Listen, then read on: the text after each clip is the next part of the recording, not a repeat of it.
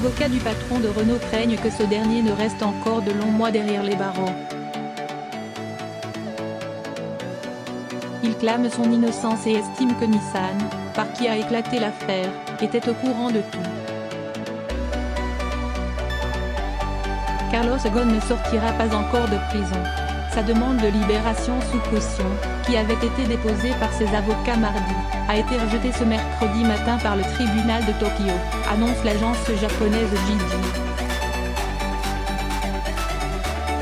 Les conseils du patron de Renault avaient assuré, lors d'une conférence de presse hier, qu'il n'y avait aucune raison de détenir Carlos Ghosn, mais ils savaient que les chances pour que leur demande aboutisse étaient quasi nulles. D'après Motonari Otsuru, qui dirige l'équipe juridique du patron de l'alliance Renault-Nissan, cette libération sous caution n'est généralement pas accordée aux prévenus qui rejettent les accusations portées contre eux. Ce qu'a fait publiquement Carlos Ghosn hier lors de sa première audience devant un juge depuis son placement en détention le 19 novembre. La garde à vue de Carlos Ghosn s'achève officiellement ce vendredi 11 janvier, mais il pourrait être à nouveau inculpé, estiment ses avocats. Son placement en détention provisoire avant le procès n'est pas non plus exclu. Cela signifie qu'il pourrait rester encore de longs mois derrière les barreaux, le procès n'étant pas prévu avant au moins 6 mois. En attendant, les avocats ont détaillé hier leurs arguments et tenté de démonter les accusations des procureurs. Voici leurs explications. La dissimulation des revenus de Carlos Ghosn. C'est le point de départ de l'affaire. En novembre dernier, le tout-puissant dirigeant se voit reprocher le fait d'avoir dissimulé une partie de sa rémunération dans les rapports remis par Nissan aux autorités boursières. Placé immédiatement en garde à vue, il sera mis en examen le 10 décembre pour avoir omis de déclarer environ 5 milliards de yens, 40 millions d'euros, sur 5 années, de 2010 à 2015. Carlos Ghosn a le même jour été placé en état d'arrestation une deuxième fois, soupçonné d'avoir minoré ses revenus à hauteur de 4 milliards de yens, 31 millions d'euros, pendant 3 années supplémentaires, entre 2015 et 2018. Devant le juge mardi, Carlos Ghosn a vigoureusement démenti, contrairement aux accusations formulées par les procureurs.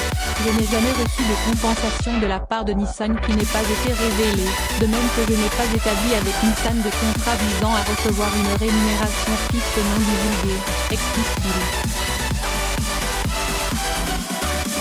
Les avocats affirment par ailleurs que Nissan était impliqué dans toutes les décisions prises sur le sujet.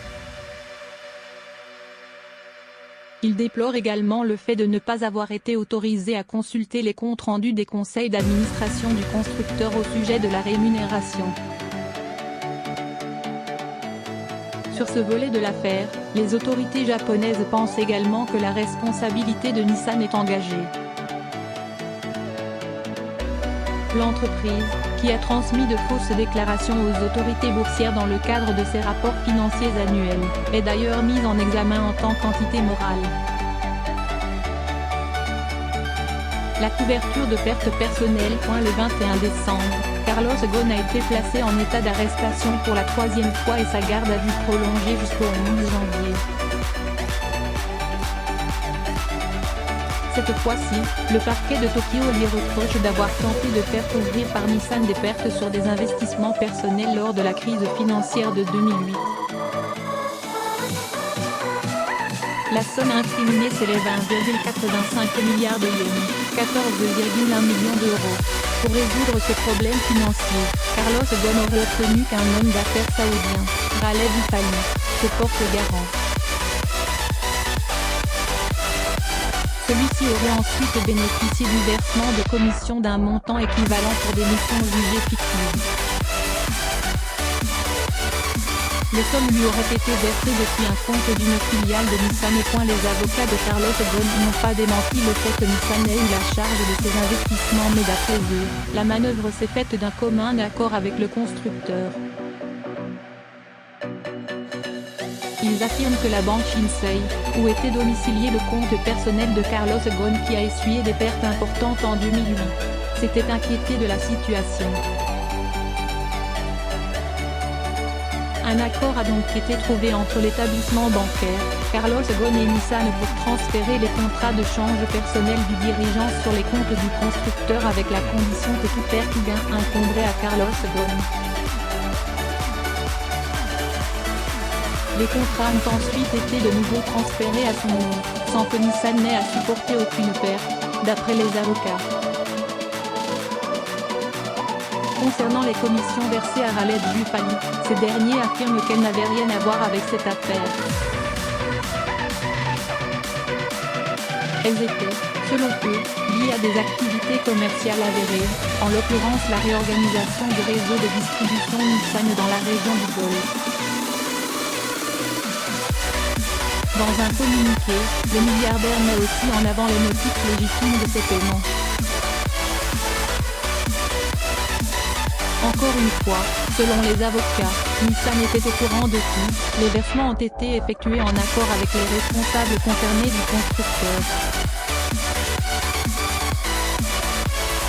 Les villas de luxe et le salaire de la sœur de Carlos Ghosn. Nissan soupçonne Carlos Ghosn d'avoir acheté des résidences de luxe à Berlin, Rio et Paris avec l'argent d'une filiale basée aux Pays-Bas. Il le soupçonne aussi d'avoir rémunéré sa sœur pour montant oscillant entre 50 000 à 110 000 dollars par an, entre 2003 et 2016, pour des activités de conseil dont il n'a pas été trouvé trace. Enfin, Carlos Ghosn aurait puisé près de 40 millions d'euros dans les caisses de Nissan pour les verser à des relations au Liban, au Brésil, en Inde et aux États-Unis. À ce stade, Carlos Ghosn n'a pas été mis en cause par le parquet sur ses prétendues malversations.